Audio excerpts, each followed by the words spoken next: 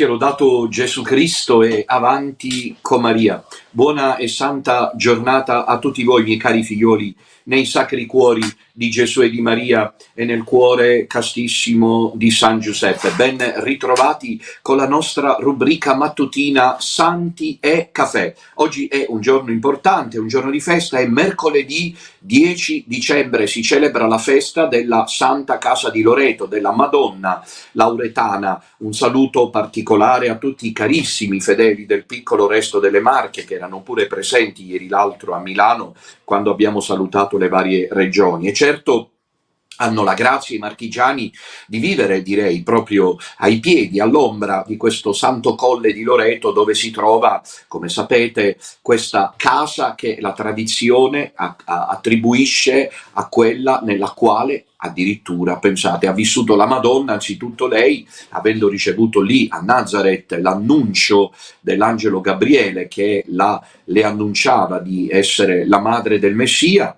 E poi in questa casa, secondo la tradizione, hanno vissuto, ecco vedete questa è un'immagine dell'interno proprio della Santa Casa che è incastonata dentro il santuario, e lì ha vissuto poi la Santa Famiglia di Nazareth. E le mura, ecco queste 3 mura perimetrali che stanno lì a costituire la casa attorno all'altare, sono proprio quelle che hanno assistito alla crescita di Gesù bambino. Credo sia una delle reliquie più sante che esistano nel mondo, e l'Italia in questo senso, l'Italia apostata, iscariota e traditrice del Vangelo e della vera fede cattolica, è un'Italia favoritissima da Dio, però ricordiamoci che a chi molto è stato dato, molto sarà chiesto. In Italia noi abbiamo la Sacra Sindone, per dire, no? Abbiamo la Santa Casa di Loreto, solo per fare 2 nomi, ecco.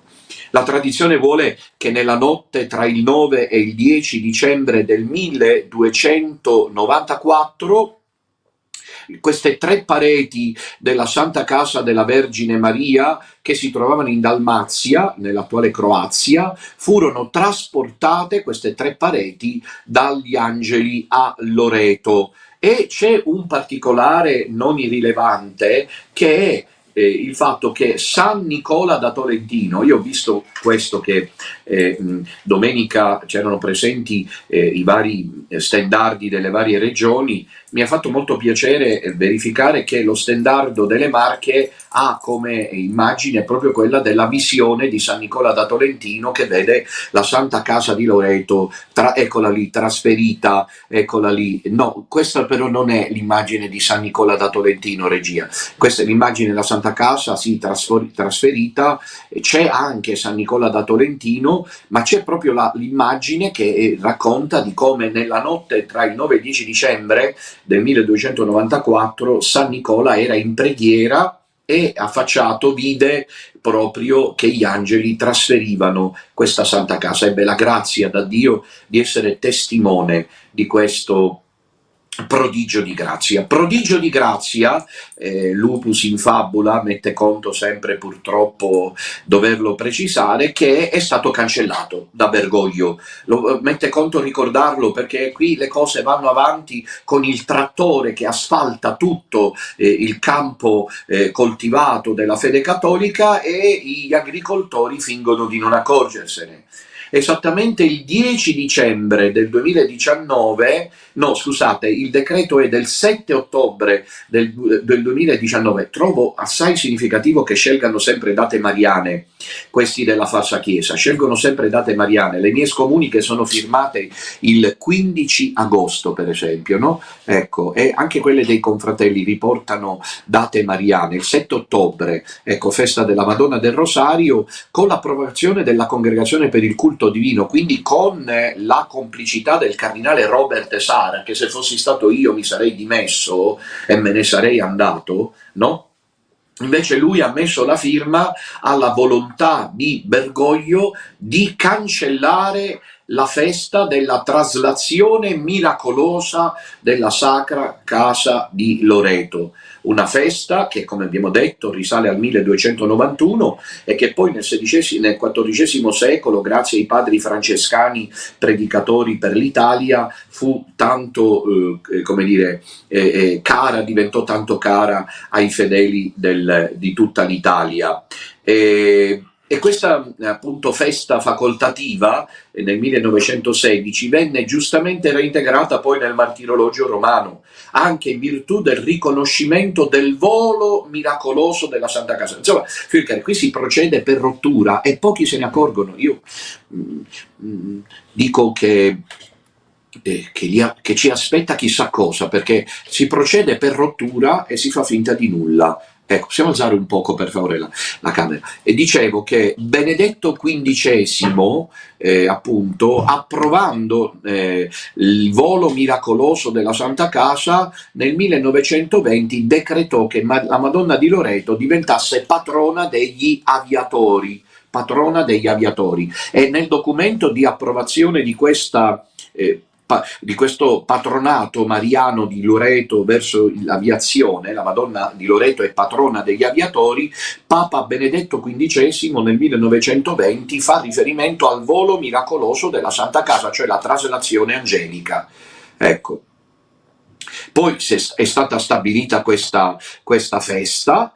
Infine, la Congregazione per il Culto Divino, a firma del Cardinale Sara, per volere del cosiddetto Papa Francesco, per sempre ritengono di avere tolto il miracolo, il riferimento alla traslazione miracolosa della Santa Casa di Loreto. Io mi ricordo molto bene che già nel 2019 ero da 3 anni in guerra, ero già sceso in campo, ero stato scomunicato da poco e dovetti sorbirmi, non solo che rimasi solo a gridare che questa cosa era un ulteriore segno che quella è la falsa chiesa, ma mi ricordo che un paio di quelli che per anni hanno scritto libri, avevano un canale, eccetera, mi sono saltati addosso per dire che sono disobbediente al Papa e quelle cose lì che sapete molto bene. Quindi da questo punto di vista noi oggi ricordiamo questa festa e ce ne infischiamo clamorosamente, come è giusto, delle scelte fatte dalla falsa chiesa di Roma da 13 anni a questa parte.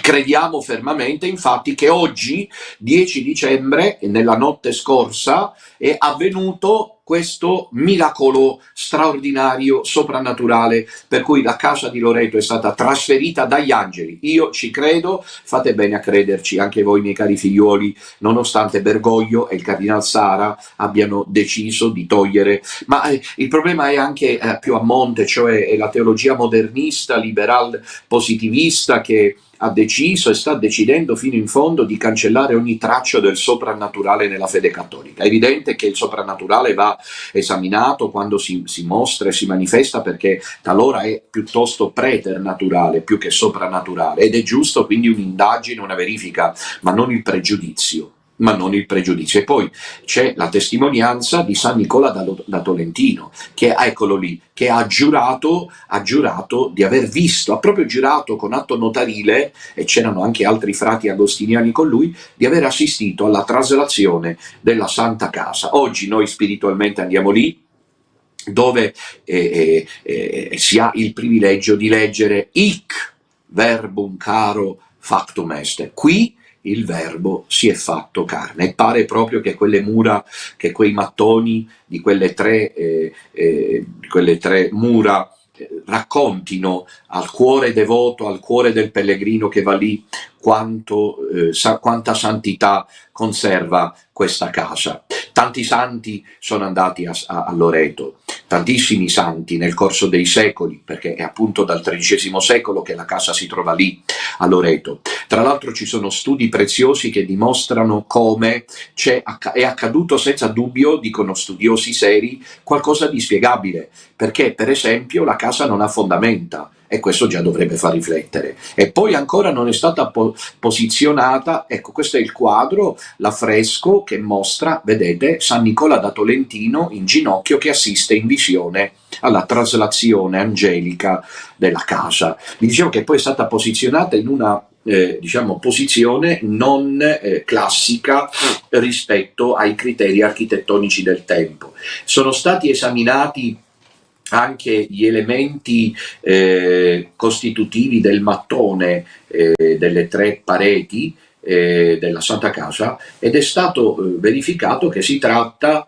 di argilla e di materiale proveniente proprio dalla Palestina, quindi diverse cose fanno credere. Però, fiori cari, sapete come funziona? Penso di sì, sono certo di sì, perché parlo, grazie a Dio, al piccolo resto che è pieno di devozione. Funziona che quando tu vai in un posto pieno di devozione, tutto lo senti nel cuore.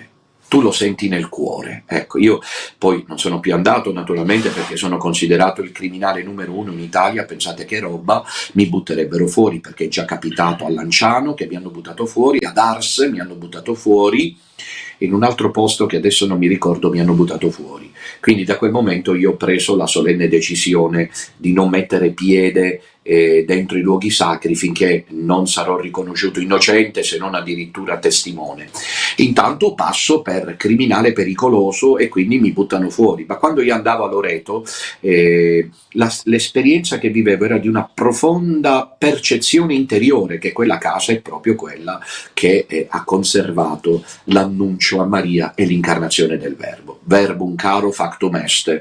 A 15 giorni esatti dal Natale del Signore abbiamo la grazia oggi, 10 dicembre, di celebrare la festa della Madonna di Loreto. Ecco, bene, allora, ieri sera ho tenuto una puntata interessante con alcuni riferimenti finali autobiografici che hanno addolorato non pochi. Vi ringrazio della testimonianza di affetto che mi avete mandato. Eccolo lì, il titolo di ieri sera, L'angelo che ti guarisce, chi è? La trovate nella playlist di Radio Domina Nostra. Se voleste sapere quanti non l'avete seguita, a cosa mi riferisco, seguitela e alla fine della trasmissione capirete quale infame attacco per l'ennesima volta è stato rivolto al sottoscritto. Ieri sera, quando ho finita la trasmissione, poi sono andato a letto, pensavo molto a Mozio Futtoscine, perché ieri era la sua festa, 9 dicembre, e pensavo e dicevo, lui è stato un uomo santo, io non sono in grado di imitarne le virtù, però non credo che abbia subito, nello specifico, l'infamia continua, ripetuta, diabolica contro il sottoscritto. Se volete sapere a che cosa mi riferisco e che cosa è stato capace di fare il canale Minutella Show contro il sottoscritto, andate a seguire la catechesi, verso la fine trovate il riferimento. Oggi è mercoledì e quindi mercoledì 10 dicembre, festa della Madonna di Loreto. Questa sera tocca Fra Celestino con la rubrica periodica dei 10 comandamenti. Siamo giunti al quinto comandamento, non uccidere. Ecco, alle ore 21 sul canale YouTube di Radio Domina Nostra ci sarà questo programma di Fra Celestino. Condividete, condividete, condividete. Ecco, mettete i like che sono molto importanti, dovete solo pigiare il dito. Vi ricordo che noi siamo in viaggio e si fa un'enorme fatica anche questa sera. Fare la catechesi non sarà fatto semplice dal punto di vista dei ritmi, perché appunto siamo in viaggio. Allora noi ci sacrifichiamo volentieri. Cosa vi costa mettere un like? Sono fondamentali i like, perché c'è gente nuova che ci conosce anche attraverso il fatto che circolano i video su YouTube. Ecco, la verità si può imporre anche in questo modo qui. Quindi questa sera alle 21 Fra Celestino. Noi siamo in viaggio, come dicevo, Fra Celestino e io, con i seminaristi e la mia equipe, perché andiamo in Romania. Domenica prossima, 14 dicembre, eccolo lì il cartello, alle ore 12, ora locale perché c'è un'ora di differenza di fuso orario, alle ore 11 quindi in Italia ci sarà la Santa Messa da me celebrata all'Hotel Stil Faget Street, Cluj-Napoca in Romania. E poi martedì prossimo saremo a Cracovia, presto farò sapere il luogo. Ecco, alle ore 16 saremo a Cracovia, Fra Celestino e io, per appunto l'inizio della novena a Gesù Bambino. Questi sono i 2 appuntamenti prossimi. Vorrei anche dire che però poi scendendo un paio, almeno 2, se non 3 celebrazioni legate alla novena del Natale le farò in giro. Sarà di giorno feriale. Ma perché celebrarmela nella camera d'hotel, la messa della novena di Gesù Bambino? Via via che scendo posso decidere. Penso già di potervi dire che la prima tappa, se martedì prossimo sono a Cracovia, mercoledì non posso perché è di viaggio, il giovedì 18 potrebbe essere a Brescia. Ho già pensato questo, giovedì 18 a Brescia e via via scendendo poi, ecco, però rapidamente perché poi per il 24-23 devo essere giù per il Natale del Signore. E così ci diamo da fare, il Signore ci dia la salute, la forza, l'entusiasmo, nonostante gente infame che salta addosso a Dommi Nutella in maniera proprio satanata, assatanata. Mi riferisco a quello che è accaduto ieri, che ho citato nella catechesi verso la fine. Bene, miei cari, come vedete la cerchiatura in fondo a destra racconta da quanti giorni sono iniziati i lavori a Tre Baseleghe, al piccolo Tabor. Eccolo lì, sono 10 giorni dal 1° dicembre. Vi prego di tenerlo presente, aiutateci perché l'opera ha bisogno di un grande aiuto da parte di tutti voi. E ancora una volta, così scorrono in descrizione l'IBAN, il conto corrente postale, la PayPal, vedete, ecco l'IBAN, il conto corrente postale, la PayPal, ecco, registrate laddove voleste aiutarci queste cifre, questi indirizzi, aiutateci, ne abbiamo bisogno, vengono destinati alla Fondazione Santa Mater, c'è anche l'IBAN dall'estero, ecco. E così adesso andiamo alla puntata di oggi, abbastanza interessante. Questi che vedete non so che cosa siano, i lavori che stanno compiendo a Tre Baseleghe, hanno già cominciato i lavori, vedete, stanno montando, allestendo, come vedete, il cantiere di lavoro all'interno e all'esterno. E ancora un'ultima cosa, volevo ricordare rapidamente che dal 27 al 30 dicembre c'è il campo vocazionale femminile per la Compagnia di Maria a Piccola Nazareth. Se volete potete, ecco, iscrivervi, giovani donne dai 18 ai 35 anni, un paio sono già iscritte, credo 4. Ecco, basta contattare la segreteria di Radio Domina Nostra, siete invitate da parte nostra, quindi non c'è un pagamento aggiuntivo, il costo è solo quello del viaggio. Bene, miei cari, adesso andiamo alla puntata di oggi, che è abbastanza interessante, mentre vi ringrazio ancora una volta per la risposta significativa che avete data a Milano Assago. Hanno scritto che eravamo in pochi.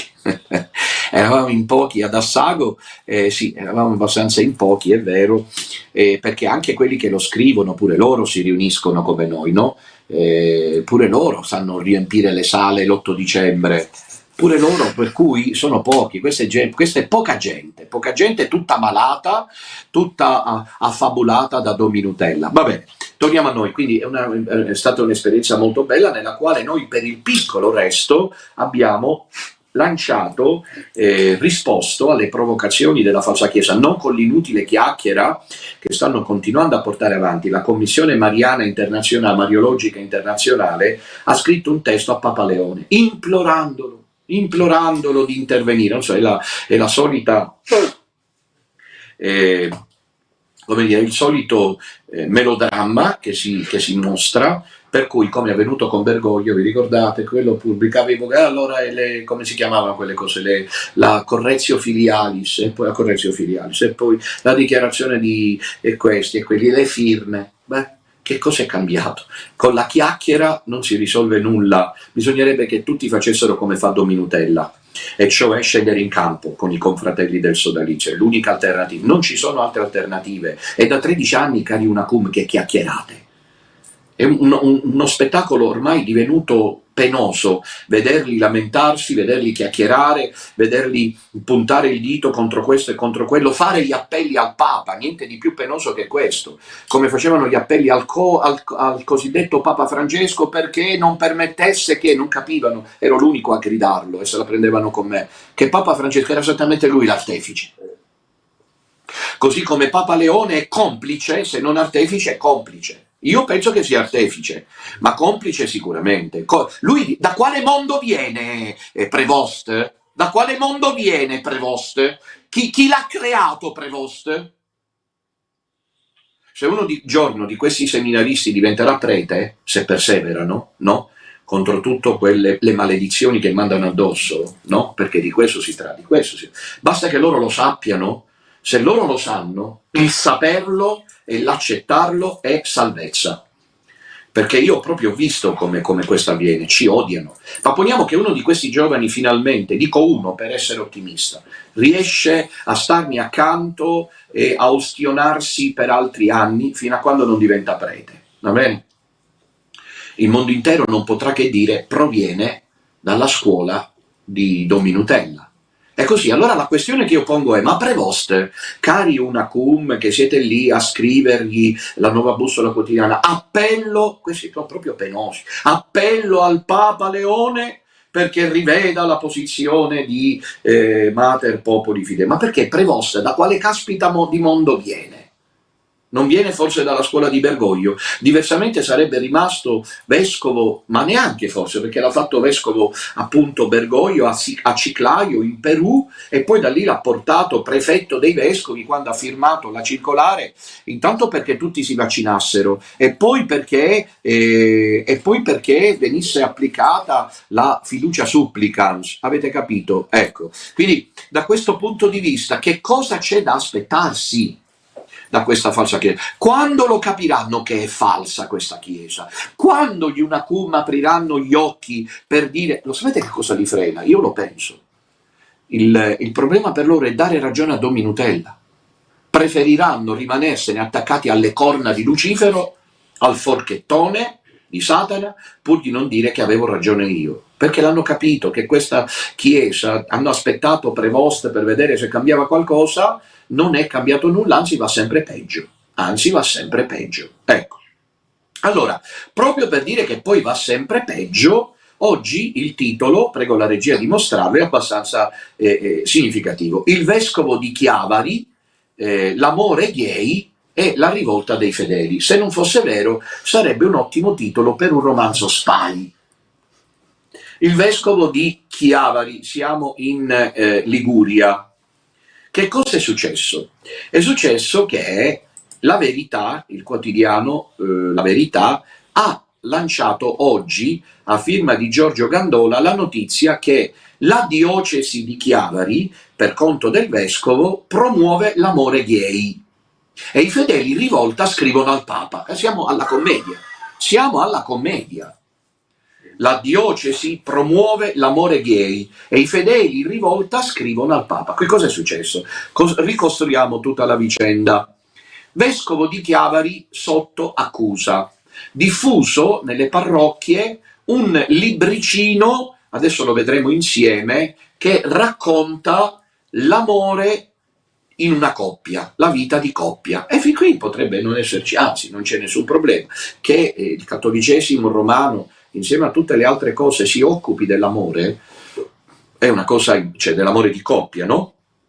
E la teologia morale, l'etica coniugale, no?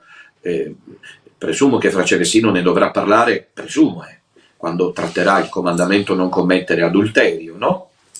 Ecco, l'etica si chiama etica coniugale, etica coniugale. Quindi di per sé questo libricino, si intitola Non c'è un amore più grande. Lì per lì che notizia è? Non c'è nessuna difficoltà, se non che quando nel libricino, che io ho potuto verificare e si rimane senza parole, ci si accorge che quando fanno le testimonianze le coppie che intervengono sulle difficoltà, i travagli dell'amore di coppia, tra queste ci spiazzano dentro, ci schiaffano dentro due maschi, due gay. Nonostante, dice La Verità, la dottrina sul tema sia molto chiara e Leone XIV l'abbia ribadita. Io vorrei sapere dal quotidiano La Verità dov'è la dottrina chiara sul tema ai nostri giorni, visto che c'è stato il giubileo LGBTQ+, con fanculo alle regole, e dov'è che Leone XIV ha ribadito questo. Perché mi sembra che invece il vescovo di Cassano allo Ionio, che ha detto che l'amore è qualcosa di molto grave, che il rapporto, la copulazione tra due persone dello stesso genere non è più peccato, ha deciso lui ed è tranquillamente lì. Se Prevost fosse veramente Papa, l'avrebbe già tolto di mezzo. Quindi laddove in giro stanno a discutere sull'aspetto canonico, è gente disonesta con la propria c'è in giro troppa disonestà. C'è in giro troppa disonestà, perché in realtà è proprio così. Se veramente Leone XIV, come lo chiamano, fosse il Papa che volta pagina, sarebbe intervenuto già con Savino. E già questo, perché c'è la benedizione del vescovo Giampiero De Vasini, il vescovo De Vasini di Chiavari e il vescovo Savino di Cassano allo Ionio danno come dire, il metro della situazione tragico-comica della Conferenza Episcopale Italiana. Sono tutti vescovi massoni, ormai la maggior parte di questi vescovi, infatti io mi chiedo come Dio interverrà, non lo so, perché la maggior parte di questi vescovi, la quasi totalità, è di estrazione bergogliana. Quindi sono vescovi che devono portare avanti il piano di distruzione della fede cattolica e di costruzione della Chiesa di Satana. E quanti andate, io l'ho detto domenica nel mio intervento al termine della messa a Milano Assago per il raduno, che eravamo 4 amici al bar, ho detto appunto che chiunque continua ad andare a messa in unione con questa gente eretica e apostata commette peccato mortale, attenzione, ed è scomunicato latte sentenze. Questa è la Chiesa scismata, eretica e apostata, e soprattutto però la sua vera natura, la sua identità, lo diciamo oggi che è la Madonna di Loreto, è di essere il corpo mistico dell'Anticristo. Allora, quindi questo libretto è uscito ed è stato distribuito in parrocchia, nelle parrocchie. È un documento della diocesi di Chiavari, dal titolo "Non c'è amore più grande", diffuso online per riscaldare i cuori dei fedeli accanto al presepe. Titolo del libretto: Amare. Il problema, dice la verità, è che si tratta anche dell'amore omosessuale. Vedete che stanno insistendo con la finestra di Overton, con la tecnica della rana bollita. I vescovi della Chiesa Cattolica di Papa Leone, che volta pagina, stanno insistendo. È tutto pianificato, figlioli cari, è tutto studiato, è tutto pensato alla perfezione, è un programma che vanno attuando affinché le menti vengano ipnotizzate. Io ne ho parlato nei giorni scorsi, trovate anche, se volete, come volete voi, le mie omelie dei giorni scorsi, quella di domenica a Genova e così anche quella di sabato a Savigliano. Trovate queste prediche dove io per esempio sabato scorso ho parlato della disipnotizzazione che sto portando avanti per convincere le coscienze. Non mi do tregua, io non so come, veramente c'è la grazia di Dio, perché poi non è facile, insomma, tutto il mondo contro, ecco, ma quello che vorrei dirvi, miei cari figlioli, è questo: bisogna stare attenti, perché è una tecnica ipnotica, è un mind control. Siamo in presenza di qualcosa di fortemente preternaturale. Per cui il vescovo di Cassano allo Ionio, in Calabria, Savino, arriva a dire che non è più peccato copulare tra persone dello stesso genere. Ovviamente qui mette conto sempre ribadirlo, e grazie a Dio il mio archivio poi qualifica, registrandoli questi miei incisi, che non abbiamo nulla contro i nostri amati fratelli omosessuali. Nessuno è autorizzato mai, in nome di Cristo, della Chiesa e del Vangelo, a discriminarli. La discriminazione è un grave peccato. Persino io ho detto che, pur non condividendo ovviamente per ovvie ragioni i diritti che ottengono dagli stati sovrani, tuttavia che cosa facciamo? Impediamo loro? Non possiamo, purtroppo direi, non possiamo.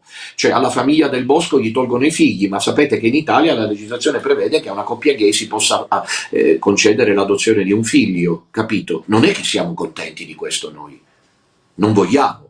Ma non andiamo lì a recriminare, come vedete. Ma nella Chiesa è un'altra cosa, ecco. Che ci siano vescovi come quello di Cassano allo Ionio, Savino, che dice che la copulazione tra persone del genere non è più peccato, è una cosa, figlioli cari, questo è posseduto, secondo me. Questo c'ha Satana dentro. perché lui sa di mettersi apertamente contro la legge di Dio, e lo stesso fa il vescovo, come vedete è una staffetta di Chiavari in Liguria, Giampio De Vasini. Allora, ricostruiamo adesso tutta la vicenda. È un documento della diocesi di Chiavari, diffuso online, si dice, per riscaldare i cuori dei fedeli accanto al presepe. Guardate come adoperano la propaganda, è proprio una propaganda diciamo, di tipo cattolico, per portare avanti e veicolare l'errore. Titolo del libretto: Amare. Ecco, si parla di 5 storie esperienziali, quindi 5 coppie, sintetizzate dalla foto del bacio di Gustav Klimt, ecco, che riguardano coppie gay, le quali rivelano di avere convissuto all'interno della comunità parrocchiale e invocano un riconoscimento ufficiale della loro unione gay. Se l'intento della pastorale della famiglia, scrive il giornalista Giorgio Gandola della Curia Ligure nei giorni dell'Immacolata, è quello di essere il più possibile inclusiva, l'effetto è stato contrario, un terremoto, dice lui, prenatalizio, perché inaspettatamente è stata avviata una petizione che è giunta a 1161 firme, che in una diocesi piccola, tutto sommato, come Chiavari, non è un numero irrilevante, anzi. Questo la dice lunga, perché, come sapete, questa percorrenza sinodale così tanto cara al Papa, che più che voltarle le pagine le straccia, questa percorrenza sinodale vuol far credere che i cambiamenti, compreso quello relativo al mondo omosessuale e alla lobby gay, siano voluti dal basso, dal popolo, no? Dalla gente. Ma qui evidentemente, come vedete, è una risposta clamorosa, perché, come vi sto dicendo, 1161 persone hanno firmato in poche ore, con tanto di firme di parroci, chiedendo, cito, virgolettato, quello che chiede questa petizione al vescovo. È stato mandato al vescovo il ritiro del documento e le adeguate, è stato inviato al Papa il documento.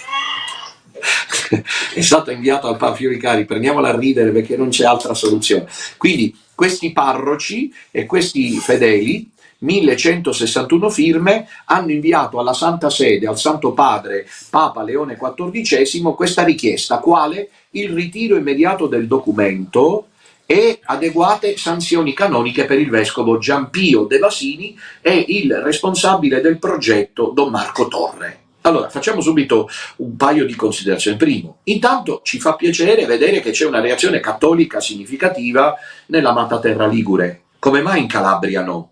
Volete voi che i calabresi siano tutti convinti che abbia ragione Savino? Non ce n'è manco uno convinto, solo che al sud siamo fatti così. Avete capito cosa voglio dire? Io sono del sud e quindi posso parlare liberamente. Se io fossi milanese o piemontese è un'altra cosa.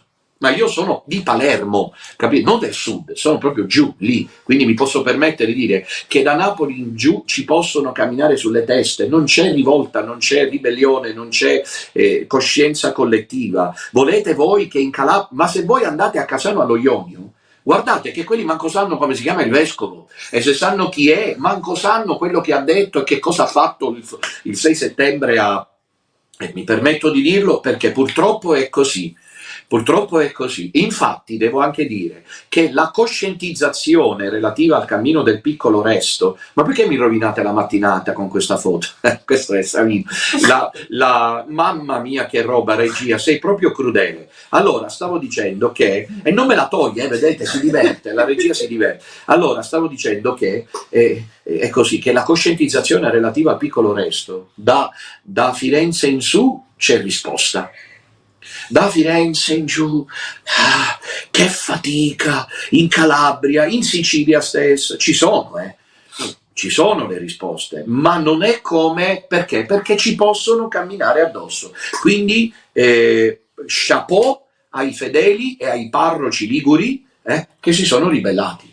Probabilmente c'erano dissapori già prima, per cui hanno cavalcato, secondo me, questa iniziativa, però comunque di positivo c'è che si sono ribellati e hanno chiesto, questo paio di parroci, quindi è scoppiata una rivolta clamorosa, È interessante che i grandi giornaloni, come Repubblica, La Stampa, Il Messaggero, Il Corriere della Sera, non ne parlino. Non ne parlino. Se fosse stato, poniamo per esempio, che era una rivolta di gruppi LGBTQ+, contro il vescovo Vatte la Pesca che ha detto di no alla comunione ai gay, oggi sarebbe alla gogna mediatica e tutti i rotocalchi televisivi e tutti i quotidiani non avrebbero fatto altro che mandare in onda e stampare titoloni contro il povero vescovo. Siccome qui è al contrario, e cioè è il popolo che chiede la rimozione del vescovo, allora solo la verità se ne occupa. Io ho preso da lì la notizia, come ogni mattina faccio per tutti voi, altrimenti non ne avremmo avuto alcuna notizia. Ecco, quindi questa è la seconda considerazione. Quindi la prima è quella che vi ho detto, la seconda è questa. C'è una terza considerazione che è la più grottesca. Hanno scritto al Papa. Il Papa non c'è, non lo vogliono capire e soprattutto non vogliono capire che Prevost appartiene a questa cordata. Altrimenti, cari sacerdoti, io vorrei tanto raggiungervi e sapere chi siete, vorrei porvi una domanda, ma senza come invece voi pensiate che io sia aggressivo, violento. Guardate che l'apparenza inganna, guardate, c'è un proverbio che dice can che abbaia non morde. Can che abbaia non morde. Io in definitiva sono un deficiente a volte e so nelle relazioni avrei talora con preti, seminaristi eccetera, quando il Signore me l'ha rivelato, eppure ho pazientato e mi è andata sempre che poi non date le perle ai porci, chiusa parentesi. Ma vorrei andare da questi sacerdoti a dir loro una cosa. Scusami, il sacerdote parroco di Chiavari che è iscritto al Papa contro il vescovo Giampio De Vasini, semplicemente perché ha pubblicato un documento ha autorizzato la pubblicazione della responsabile Don Marco Torre della pastorale della famiglia in vista del Natale, in cui c'è la testimonianza di una coppia gay. Quindi per far passare per buono, perché se c'è nel documento è perché viene fatta passare per buona la loro relazione, e questo non è possibile. Allora io vorrei dire al singolo parroco di Chiavari, ma scusami, ma tu hai saputo che a settembre c'è stato un giubileo LGBTQ+, o no? Che sono entrati nella Porta Santa, attraverso la Porta Santa, con scritto fanculo alle regole? Ma tu hai saputo che il cosiddetto Papa Leone, a cui scrivi perché intervenga, non ha speso una sola parola su questo? Tu hai saputo soprattutto che c'è un vescovo, sempre in Italia, io non so se così per dire Calabria e Liguria, capito? È l'Italia. Non è che perché è Calabria Saudita si diceva una volta, no? La Calabria Saudita, sempre Italia è. Allora tu parroco di Cassano allo Ionio, che sei parroco a Chiavari, lo sai o no? Lo sai o no? Che lì, sotto i tuoi piedi, lì giù, al sud, c'è un vescovo che ha detto in un'intervista pubblica che l'unione, quindi ha fatto anche peggio del tuo vescovo di Chiavari, Giampio De Vasini, ha detto che l'unione sessuale, la copulazione tra persone dello stesso genere non è più peccato? Lo sai questo? E lo sai che il Papa a cui ti appelli non ha fatto proprio un tubo di niente, anzi questo è in carriera proprio perché in maniera spregiudicata si espone. Eccolo lì il Papa Leone che cosa ha fatto il giorno in cui veniva profanata la Basilica di San Pietro. Era a Castel Gandolfo a giocare a tennis e a nuotare, per carità, niente di, di problematico in questo, perché è giusto che una persona si mantenga atletica se può, però si prova i cappelli mentre a Roma veniva profanata la Basilica di San Pietro. Quindi come vedete è tutto grottesco. Perché l'appello viene rivolto di questi fedeli e sacerdoti che si rivolgono a un Papa inesistente, a un Papa che tace e chi tace acconsente, perché il vescovo di Cassano allo Ionio, che queste cose le ha dette a settembre, è ancora lì, anzi è vicepresidente della Conferenza Episcopale Italiana e non escludiamo ulteriori sorprese in avvenire. Quindi questi chiedono 1161 firme, chissà come starà il vescovo Giampio De Vasino, secondo me questi sono pronti a tutto perché tanto sanno che l'establishment li protegge. Va bene, 1161 firme per ritirare il documento e giungere a come dire, a questa sanzione canonica verso il quale può essere la sanzione canonica verso il vescovo? Beh, la sanzione canonica verso il vescovo è che il Papa, se ci fosse il Papa e se fosse quella ancora la Chiesa Cattolica, ma non lo è, dicesse al vescovo Giampio: chiedi perdono e ritira il documento. Scrivi un testo di scuse ai fedeli che sono rimasti comprensibilmente scandalizzati da tutto questo. Ma la verità è che il documento non lo fa questo. Ecco, allora andiamo al documento. Il documento si intitola, come abbiamo detto, è un documento non grande. La parte introduttiva è molto bella, interessante, ci sono anche foto, si intitola Non c'è un amore più grande. Ecco, vedete, questo è l'inizio del documento, la promessa d'amore, la promessa e la premessa d'amore, l'esperienza dell'amore. Amarsi significa curare, custodire, camminare insieme. Poi il bisogno dell'amore. L'amore ha bisogno di tempo per maturare, di accogliere la diversità dell'altro, perché questo consente di trasformare il cammino accidentato dell'io in un entusiasmante viaggio del noi. Un noi che si contrappone all'idea di amore come espressione di sé. Io penso che questo linguaggio, peraltro, alla stragrande maggioranza della gente risulti, come dire, difficile. Questa è la mia sensazione. Poi c'è la forza dell'amore.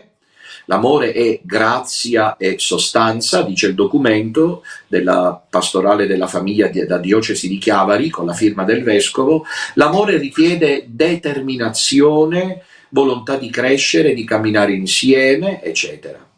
Poi ancora, un giorno normale, ecco, poi inizia lentamente la storia delle varie coppie. Ecco, infatti è la nostra storia. La nostra storia inizia il 27 luglio 1995. Avevamo 17-18 anni e ci siamo sposati il 27 aprile 2002, 30 anni fa. Questa è la storia di una coppia eterosessuale e fin qui, grazie a Dio, nulla di problematico. Il problema è quando non sono numerate le pagine, quindi non sono in grado di dire il numero delle pagine. Il problema è quando interviene il paragrafo dal titolo Noi due. Ecco, ce lo schiaffano lì dentro come se nulla fosse qualcosa di inaccettabile e impossibile rispetto alla legge di Dio, rispetto alla legge immutabile di Dio, al magistero della Chiesa, con tanto di firma del vescovo di Chiavari e del documento della pastorale per la famiglia, con tanto della firma del direttore della diocesi e 1171 firme che chiedono in rivolta da parte di parroci e fedeli che il vescovo e il parroco e il direttore vengano sospesi. Azzardo una conclusione. Secondo me non accadrà nulla.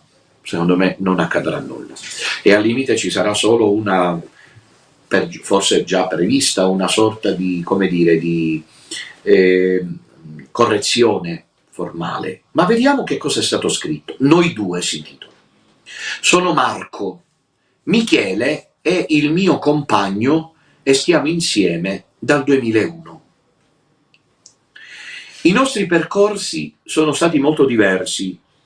Io sempre molto integrato nella comunità della mia parrocchia di San Giovanni Battista in Chiavari e nella nostra diocesi.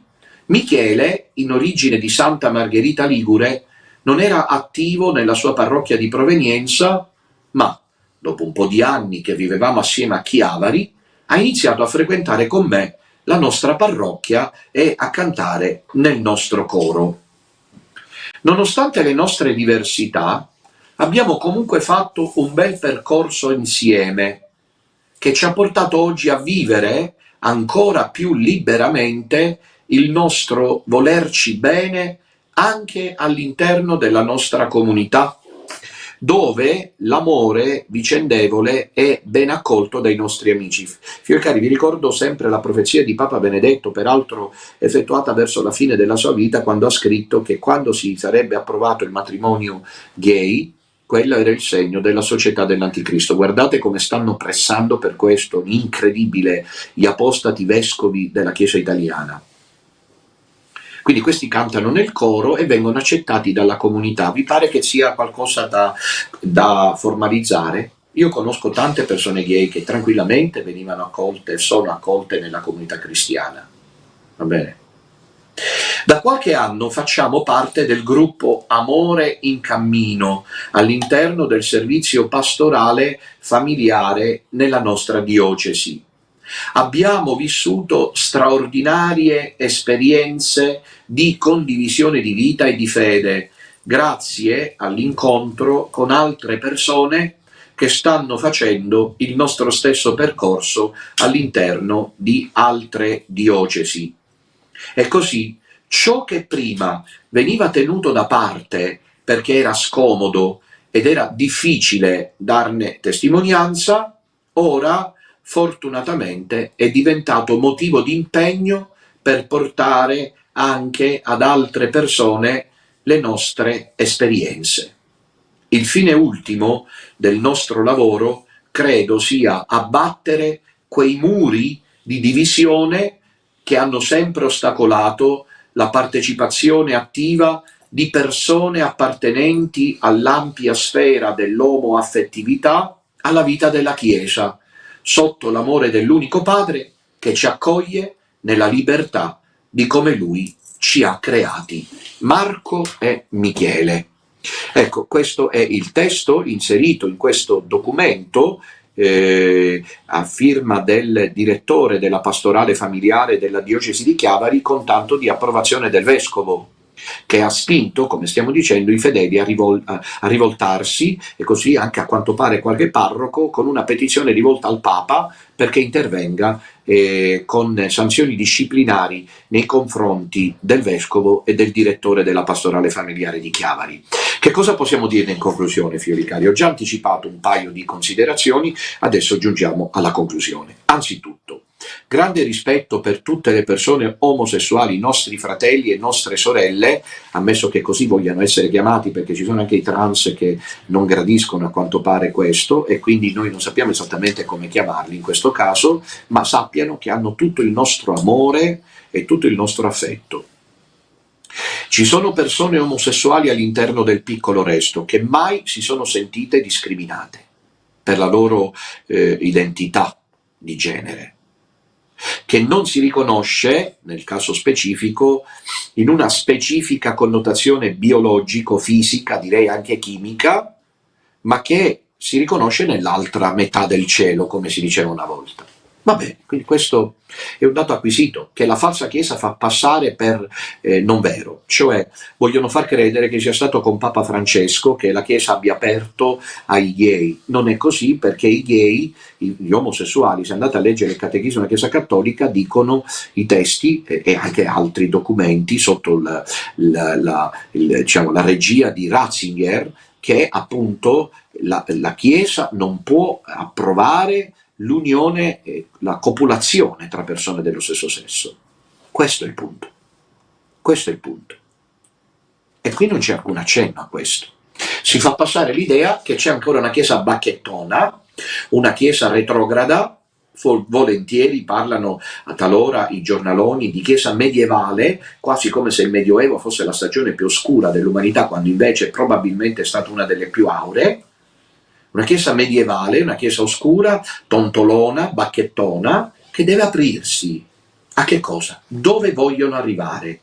Vogliono arrivare sfruttando questi nostri amati fratelli, qui che mi viene da piangere, ma lo capiscono che vengono sfruttati. Sono pedine nelle mani della propaganda della falsa Chiesa, dell'anticristo. Aprite gli occhi, cari fratelli gay, voi che siete persone serie. Mi riferisco a quelli che sono persone serie, perché qui per esempio dicono che la Chiesa, il fine ultimo è di non ostacolare la partecipazione di persone appartenenti all'ampia sfera dell'omoaffettività, e pensate che c'è stata la terza assemblea generale della Conferenza Episcopale Italiana presieduta da Zuppi, con il sostegno di Monsignor Savino, che nel documento finale ha potuto scrivere che la Chiesa volentieri prende parte alle manifestazioni contro l'omoresia, che significano i gay pride, e qualcuno ha avvocato l'intervento del Papa e della Congregazione per la dottrina da ridere, per la dottrina della fede, se non che ci si è scordati che il prefetto della fede è quel Fernandez impunito che resta lì e che ha scritto fiducia supplicans. Allo stesso modo in cui il Papa che dovrebbe intervenire è quello che indossava il cappello bianco mentre Roma veniva profanata e che lascia Savino lì dov'è, anzi sicuramente sarà promosso. Queste sono le considerazioni a margine della nostra riflessione, una strumentalizzazione dei nostri amati fratelli omosessuali che non meritano questo, soprattutto quelli credenti, meritano rispetto anche gli omosessuali non credenti. A maggior ragione quelli che credono, che hanno la fede cattolica, che credono nell'esistenza dell'anima immortale e che perciò osservano la legge di Dio. E ergo, se osservano la legge di Dio, sanno che mai e poi mai potranno unirsi carnalmente. Fiori cari, guardate, uno quando c'è il peccato lo sa, lo sente, non c'è niente da fare. È inutile camuffare la coscienza. I camuffamenti della coscienza sono clamorosi. Ma il peccato è un disordine morale oggettivo, per cui la persona, anche se fa il farabutto, la persona sa quando è peccato. E Dio non vuole l'unione sessuale tra persone dello stesso sesso. Poi, se trovano un sacerdote alla Dominutella, come è capitato, che non è che parlo così a vanvera, a ragion veduta, io ho seguito delle persone omosessuali, se hanno la fortuna di trovare uno come me, e ce ne sono in giro, tu vedi che loro te li metti sotto braccio e li accompagni, devono sentirsi amati dal pastore. E il pastore deve dir loro: io non ti tratterò mai diversamente dagli altri, io non voglio che tu sia discriminato perché devi mettere in luce che sei omosessuale. Io penso una cosa: la persona omosessuale non ha bisogno di atteggiarsi a donna a tutti i costi, a meno che non sia il bisogno, ma è un'altra faccenda lì, più radicale, del cosiddetto cambio di genere, no? Come si chiama? Il transgender, no? Cambio di sesso, per dirla in una parola, ma quali sofferenze fisiche anche, oltre che psichiche, si sottopongono le persone che non si accettano nel genere in cui sono, e fisicamente è quello, e cambiano genere. E allora, anche lì la Chiesa arriva, mater et magistra, non punta il dito per dire finirai in inferno, questo vogliono fare capire questi farabutti. Non è così, cari fratelli omosessuali, non è così. Anche con la persona transgender la Chiesa è disponibile, ma non per dire la vita come viene alla Fernandez o per approvare il peccato e per sottoscrivere il fanculo alle regole. Non potete pensare che un pastore che vi voglia portare in cielo permetta che voi diciate fanculo alle regole.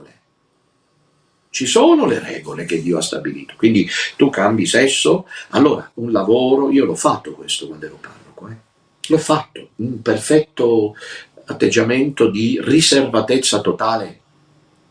E cambi genere, va bene, allora se vuoi cambiare genere io ti sto accanto, non te lo impedisco, se proprio tu lo vuoi fare, io vorrei che tu non lo facessi, perché puoi trovare modo di vivere ugualmente in questo corpo che non accetti, con una identità che può essere, diciamo, comparativa, chiamiamola così.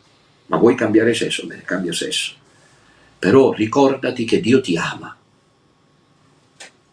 E che se tu stai conoscendo questo travaglio, non devi prendertela contro Dio. Ecco, un cammino di purificazione che tutti dobbiamo fare. Ma scusate, ma quelli che sono come me eterosessuali si sentono forse migliori degli omosessuali? Ma un giovane, scusate se adesso vado nel crudo, ma è per capire, un giovane, no? Un uomo che è sposato, che ha la moglie a letto per unirsi sessualmente a lei, e invece la moglie lo cerca con la mano, parlo a ragion veduta, lo cerca e non lo trova. Dice: ma dov'è mio marito? Si sente male. E lo trova nella stanza, lui non si immagina che arrivi lei, che si sta masturbando guardando le schifezze pornografiche. Secondo voi questo non è peggio o non è allo stesso modo del peccato contro natura? C'è una c'è una gerarchia senza dubbio, perché quello è contro natura e resta tale. Ma appunto non è che quelli che poi fanno queste nefandezze si possono sentire migliori. Quindi il problema non è essere omosessuale, il problema è il fomes peccati, che nessuno ve lo dice, cari fratelli omosessuali, tantomeno il vescovo di Cassano allo Ionio e di Chiavari, apostati eretici. Il problema è il fomes e peccati, che non c'è più differenza tra il transessuale, il transgender, l'eterosessuale e tutti quanti generi ci sono, non lo so. Scegliti il genere che vuoi, la castità devi vivere, come la deve vivere ogni soggetto. La coppia sposata vive la castità perché si unisce per amore. Voi sapete che la Chiesa ha fatto un passo in avanti con Giovanni Paolo II spiegando, che io sono assolutamente d'accordo, spero di non sconvolgere nessuno, che cioè Giovanni Paolo II l'ha lasciato intendere, ma poi in qualche modo anche lui era un teologo moralista, un personalista, quindi non poteva che approdare a questo, cioè che l'unione carnale tra coppie in matrimonio non può essere solo in vista della procreazione, perché allora scusate, la coppia che è sterile non si unisce. Vagliela a dire al marito che siccome la moglie è sterile non può avere figli, allora non ti unisci più, perché l'unione è in vista della procreazione. Dice, ma l'ha detto San Tommaso d'Aquino. Ma su queste cose San Tommaso d'Aquino, per esempio, che la donna veniva poi anche concepita, lo sapete, un po' dopo rispetto al maschio, l'embrione femminile, quelle cose. Quindi la Chiesa fa un progresso anche in queste cose, no? Legittimo, legittimo. Quindi c'è una unione d'amore nella coppia, uomo-donna, legittima, anche al di là della procreazione, anche al di là della procreazione. E questo non va contro il progresso del dogma, al contrario lo accompagna, perché da sempre la Chiesa sostiene che procreazione è unione. Allora, però se non c'è la procreazione non può venir meno l'unione, l'unione resta un motivo valido perché la coppia si ami carnalmente. Ecco, ma queste sono le leggi di Dio. E se proprio la devo dire tutta, al limite è Dio che le cambia, al limite dico. Non lo può fare perché sono immutabili. Sto parlando per assurdo. Ma se dovesse decidere qualcosa, lo può decidere lui, non Savino o il vescovo di Chiavari. E manco il Papa. E manco Fiducia Supplicans. Voi vi ricordate, concludo, che Fiducia Supplicans ha pubblicato la Congregazione per la Fede ha pubblicato questo documento nel quale dichiarazione sul senso pastorale delle benedizioni del Dicastero per la dottrina della fede, e vi ricordate molto bene quale ambaradan è uscito fuori. Eccomi cari, questa è la verità. Allora vedremo come finirà questa storia, il vescovo di Chiavari, l'amore gay e la rivolta dei fedeli. Intanto sempre più chiaramente noi siamo non soddisfatti, più che soddisfatti di aver deciso di farci la nostra strada. Le porte restano aperte del piccolo resto che conserva la fede immutabile, la fede bimillenaria della Chiesa, mentre assistiamo a un continuo circo. Del resto siamo sotto Natale, a Natale è il periodo in cui si apre il circo. Pronto, il biglietto è gratuito. Pronto? Sì, pronto, sia lodato Gesù Cristo, Padre Alessandro. Sempre sia lodato. Senta, io volevo fare una riflessione a proposito di quello che ha detto.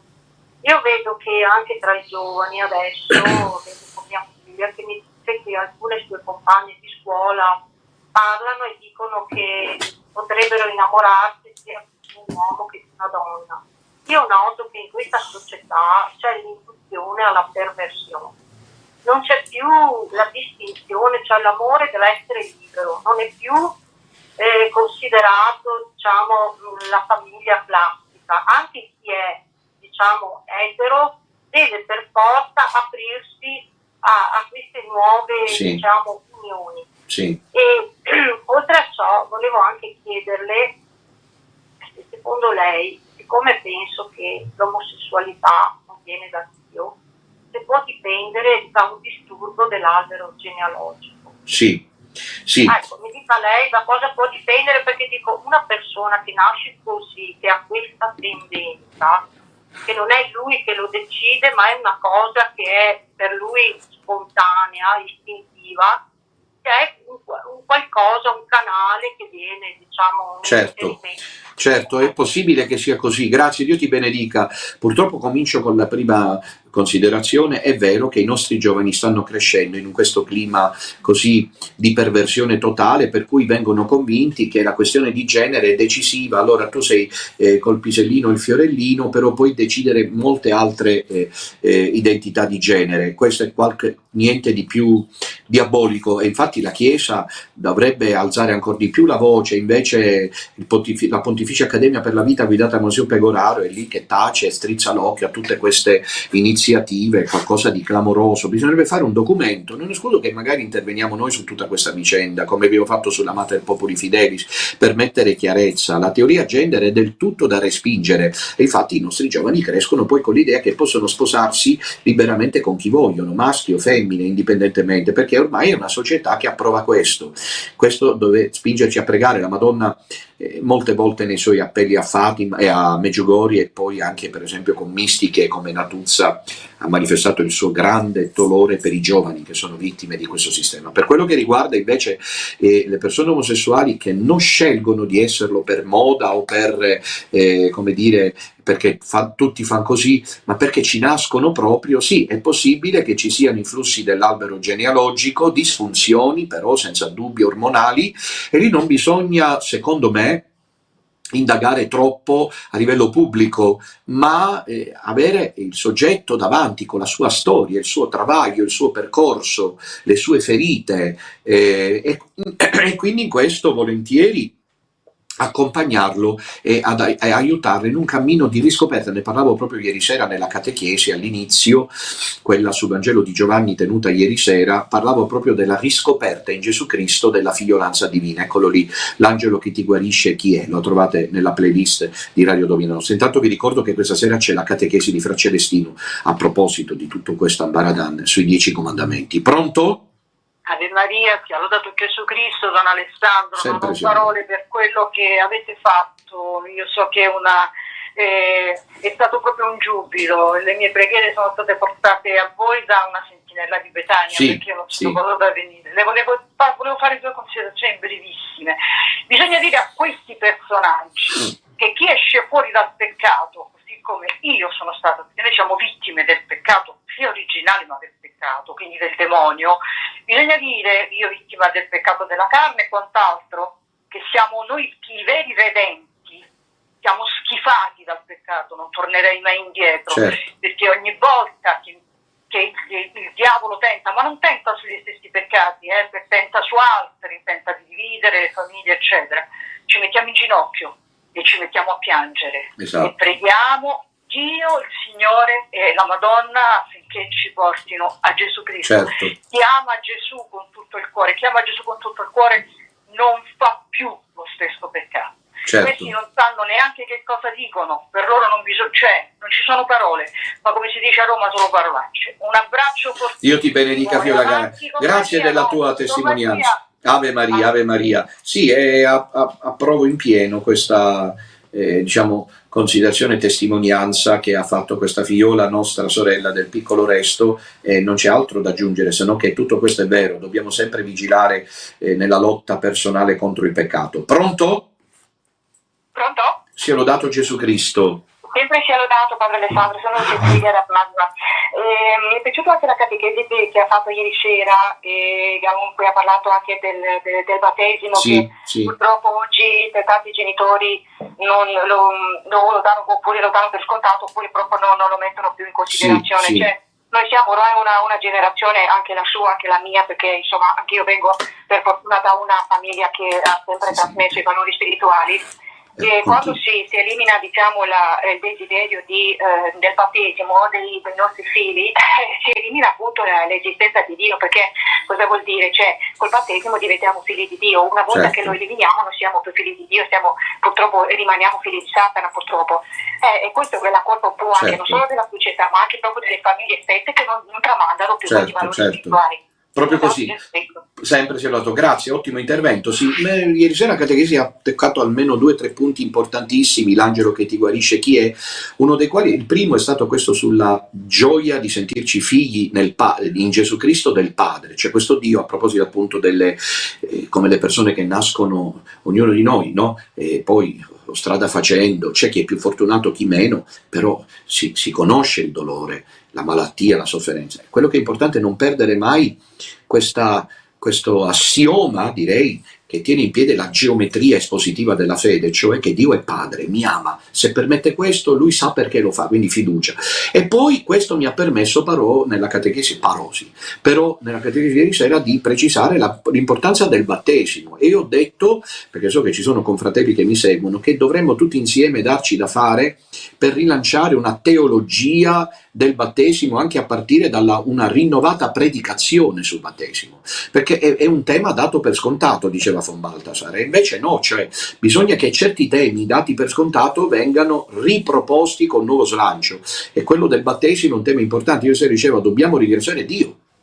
Ecco, concludo così, dobbiamo ringraziare Dio perché siamo battezzati, lo facciamo. La Chiesa, che è madre, ci dà ogni mattina la possibilità di pregare l'atto di fede, di speranza, ti ringrazio Signore che mi hai fatto cristiano. Ringraziare Dio e ringraziare i nostri genitori.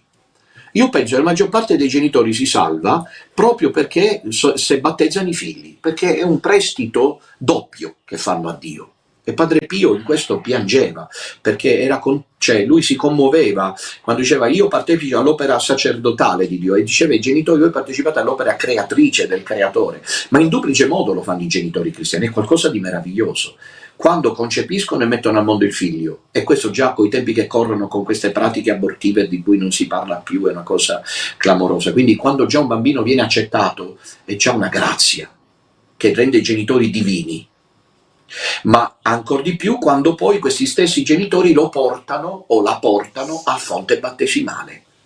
Sono due atti, procreativo e santificativo, che sono quelli che fanno riflettere. Ecco, e purtroppo invece oggi buona parte anche, ma del resto con questi vescovi così, che la Chiesa viene desertificata, figlioli cari, che tempi, la Chiesa vive una crisi profonda, e niente, i vescovi italiani non hanno altro pallino a cui pensare se non quello di giustificare il peccato contro natura, e poi vengono famiglie che intanto non sono sposate in Chiesa, perché io dicevo la convivenza, poi mettono al mondo figli e crescono senza più il battesimo. In un'Italia detta cristiana il battesimo non è più. Poi in Francia invece c'è un ritorno di quelli che negli anni 70, 80 e 90 non sono stati battezzati da piccoli e ora stanno facendo percorsi di catecumenato. Ecco, bene miei cari, allora vi ricordo che noi siamo in viaggio verso la Romania, dove ci troveremo domenica a Cluj-Napoca col piccolo resto rumeno, poi ancora più piccolo, forse inesistente, sarà il piccolo resto in Polonia. Ho chiesto ai fedeli e mi hanno detto padre vai lo stesso, anche se non viene nessuno, dai il segno della tua presenza in Polonia, a Cracovia, la città di Giovanni Paolo II